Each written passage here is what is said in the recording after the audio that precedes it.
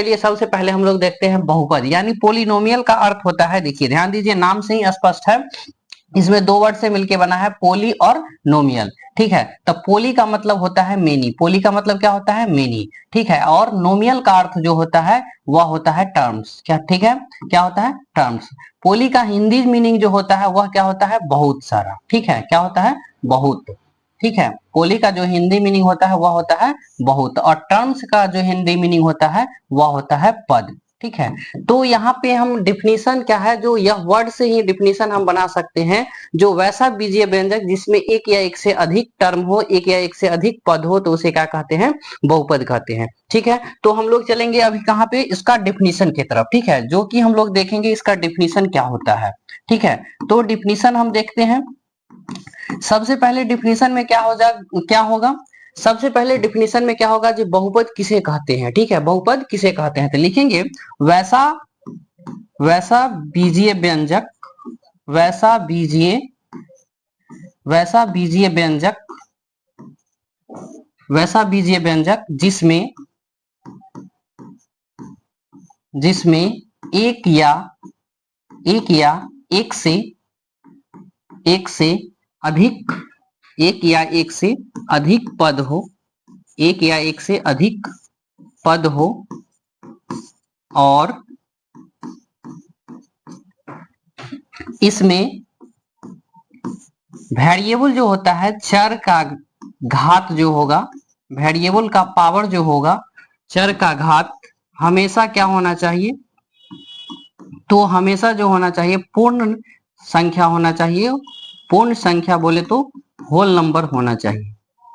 ठीक है, जिसमें चर का घात हमेशा पूर्ण संख्या हो तो उसे क्या कहेंगे, बहुपद कहेंगे। ठीक है, क्या कहेंगे, बहुपद कहेंगे, बहुपद कहते हैं, बहुपद कहते हैं।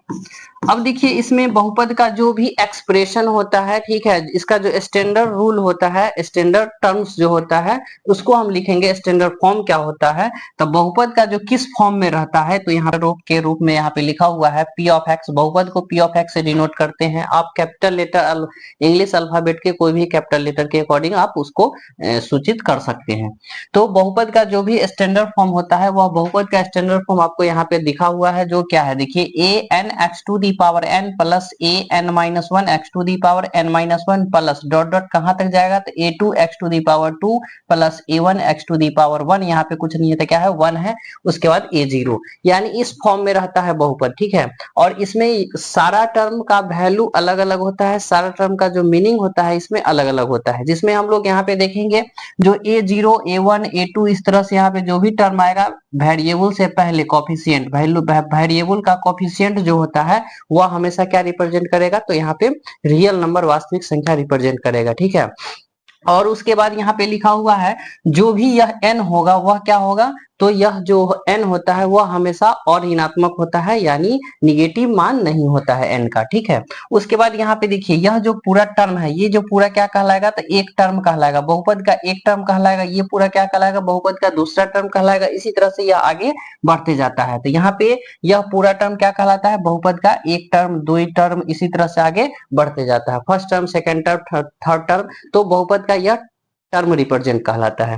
जीरो ए वन ए टू क्या है, तो यह रियल नंबर है, वास्तविक संख्या है। उसके बाद n क्या है, तो यह n जो है और ऋणात्मक होगा, यानी n का जो वैल्यू होगा वह क्या होगा, ऋणात्मक यानी निगेटिव में नहीं होगा। ठीक है, उसके बाद यहाँ पे कह रहा है जो यह पूरा टर्म क्या कहलाएगा, तो एक पद कहलाता है, एक टर्म कहलाता है। बहुपद का एक टर्म फर्स्ट टर्म हो गया, सेकेंड टर्म हो गया, इसी तरह से आगे यह बढ़ते जाता है। ठीक है, तो अब चलिए यहाँ पे बहुपद का जो स्टैंडर्ड फॉर्म हम लोग देख लिए हैं, तो इसमें अब हम लोग देखेंगे जो बहुपद कौन सा होता है और कौन सा बहुपद नहीं होता है। तो डिफिनीशन में हम लोग पढ़े थे जो वैसा बीजीय व्यंजक जिसमें एक या एक से अधिक टर्म हो, और उस टर्म में चर का जो वेरिएबल होता है, वेरिएबल का जो पावर होता है, हमेशा क्या होना चाहिए, पूर्ण संख्या होना चाहिए। तो पूर्ण संख्या क्या होता है, तो पूर्ण संख्या जो होता है जीरो होता है, वन होता है, टू होता है, 3 होता है, इस तरह से स्टार्ट होता है तो वह संख्या क्या कहलाता है, पूर्ण संख्या का सेट कहलाता है। ठीक है, तो अब यहाँ पे देखेंगे जो भी वेरिएबल का पावर होना चाहिए वह क्या होना चाहिए, पूर्ण संख्या ही ऑलवेज होना चाहिए, और पावर में क्या होना चाहिए, निगेटिव नहीं होना चाहिए, जो कि यहाँ पे हम लोग बताए थे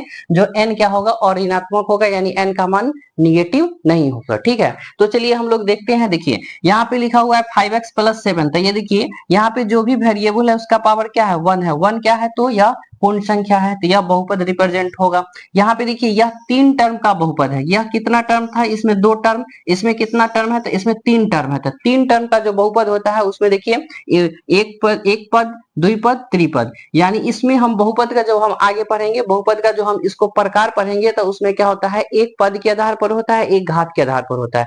तो अभी हम लोग सीख रहे हैं बहुपद को किस तरह से पहचानते हैं। तो बहुपद का पहचानने का आसान तरीका है, जो वैसा बीजीय व्यंजक जिसमें वेरिएबल का पावर हमेशा पूर्ण संख्या होगा तो वह संख्या क्या कहलाएगा, बहुपद कहलाएगा, चाहे वह एक पदी बहुपद हो, चाहे द्विपदी बहुपद है या त्रिपदी बहुपद है। ठीक है, तो उसमें सिर्फ हम लोग को पहचानना है जो बहुपद कौन होता है। तो बहुपद पहचानने के लिए सबसे पहली बात देखना है, जो किसी भी व्यंजक में वेरिएबल का पावर हमेशा क्या होना चाहिए, होल नंबर होना चाहिए, तो वह जाके क्या कहलाएगा, बहुपद कहलाएगा। तो अब देखिए यहाँ पे यह बहुपद लिखा हुआ है। अब इसमें देखिए कहाँ कहाँ वेरिएबल है, तो वेरिएबल यहाँ पे देख रहे हैं, यहाँ पे x वेरिएबल है तो पावर में पॉजिटिव है, यहाँ पे भी x है, यहाँ पे भी पॉजिटिव है, यहाँ x है तो पॉजिटिव है यहाँ भी। अब देखिए पावर में जो पॉजिटिव है ऑलरेडी वह पूर्ण संख्या है कि नहीं है, तो देखिए 3 पूर्ण संख्या है, 2 पूर्ण संख्या है, 1 पूर्ण संख्या है, यानी सारा क्या है, इसमें वेरिएबल का पावर हमेशा क्या है, पूर्ण संख्या है। तो यह पूरा जो व्यंजक है, यह पूरा एक्सप्रेशन है, क्या कहलाएगा, बहुपद कहलाएगा। तो इस तरह से हम आसानी से बहुपद को पहचान सकते हैं। अब चलिए देखिए देखते हैं जो किस कंडीशन में बहुपद नहीं होगा। तो जब भी वेरिएबल हमेशा अपॉन करके रूप में रहेगा, नीचे के रूप में वेरिएबल रहेगा, तो वह क्या होगा, बहुपद नहीं होगा। जैसे देखिए यहाँ पे x + 1 नीचे है, जब नीचे से हम ऊपर ले जाएंगे तो पावर में क्या होगा, -1 होगा। और यहाँ पे डिफिनीशन क्या कह रहा है, जो n के पास जो होगा हमेशा क्या होना चाहिए, और ऋणात्मक होना चाहिए, यानी निगेटिव नहीं होना चाहिए। अगर यहाँ से नीचे से ऊपर जाएगा तो क्या हो जाएगा, निगेटिव हो जाएगा, इसलिए क्या कहलाएगा, बहुपद नहीं है। ठीक है, बहुपद नहीं है। क्यों नहीं है, क्योंकि पावर n जो है निगेटिव हो जाएगा। ठीक है, ये भी बहुपद नहीं है। ठीक है, तो आपको बहुपद पहचानने के लिए क्या देखना है, तो वेरिएबल का हमेशा पावर देखना है, हमेशा क्या होना चाहिए, पूर्ण संख्या होना चाहिए। अगर वेरिएबल का पावर पूर्ण संख्या है तो वह बहुपद होगा। यहाँ पर देखिए बहुपद क्या है, वेरिएबल नीचे है, नीचे से अगर हम ऊपर ले जाते हैं तो क्या होता है, निगेटिव होता है, जो कि यह बहुपद नहीं है। ठीक है, बहुपद ये भी नहीं है, बहुपद नहीं है। ठीक है, अगला एग्जांपल देखिए, यहाँ पे है √x, क्या है, √x + 3 है, यानी वेरिएबल क्या है, रूट में है। अगर रूट से बाहर निकलता है तो पावर में क्या होता है, 1/2 होता है। और जब भी वेरिएबल का पावर हमेशा पूर्ण संख्या होना चाहिए, क्या 1/2 पूर्ण संख्या है, 1/2 पूर्ण संख्या है, तो 1/2 पूर्ण संख्या नहीं है, इसलिए लिखेंगे यह बहुपद नहीं है, यह बहुपद नहीं है। क्यों नहीं है, क्योंकि वेरिएबल का पावर हमेशा क्या होना चाहिए, पूर्ण संख्या होना चाहिए, लेकिन यहाँ पे 1/2 पूर्ण संख्या नहीं है, इसलिए यह बहुपद नहीं है। तो चलिए एक दो एग्जांपल और हम लोग देख लेते हैं जो बहुपद होगा कि नहीं होगा। ठीक है, तो चलिए हम लोग यहाँ पे देखते हैं जो बहुपद होने के लिए और क्या कंडीशन होना चाहिए। तो सिंपल एग्जाम्पल यहाँ पे लेते हैं। अगर यहाँ पे लिखा हुआ है x² - 9, तो अब देखिए यहाँ पे यह दे दिया है, तो देखना है जो वेरिएबल क्या है, वेरिएबल x है, x के रूप में यहाँ पे देखिए पावर में क्या है, 2 है, जो कि यह क्या है, पॉजिटिव है, और वो भी क्या है, पूर्ण संख्या है। तो पॉजिटिव होना चाहिए और पूर्ण संख्या होना चाहिए, तभी जाके क्या कहलाएगा, बहुपद कहलाएगा। तो यह बहुपद है। ठीक है, बहुपद है। उसके बाद यहाँ पे देखिए, अगर यहाँ पे लिखा है 2x के पावर -2 + 3x + 4, तो क्या यह बहुपद होगा। तो देखते हैं वेरिएबल पहले कहाँ है, वेरिएबल तो यहाँ पे है। तो देखिए यहाँ पे वेरिएबल क्या है, -2 है, यहाँ पे वेरिएबल क्या है, 1 है।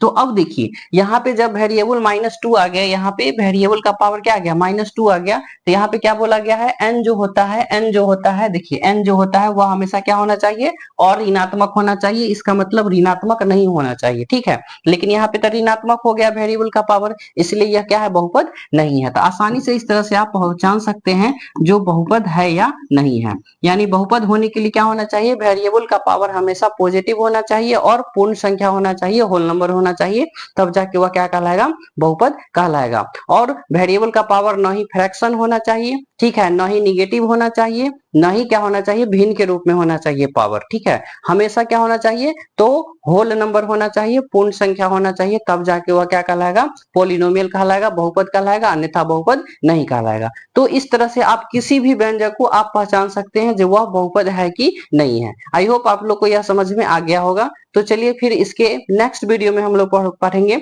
बहुपद के कितने प्रकार होते हैं और यह कितने प्रकार होते हैं, किस किस अकॉर्डिंग, पद के अकॉर्डिंग और घात के अकॉर्डिंग। ठीक है, तो इसके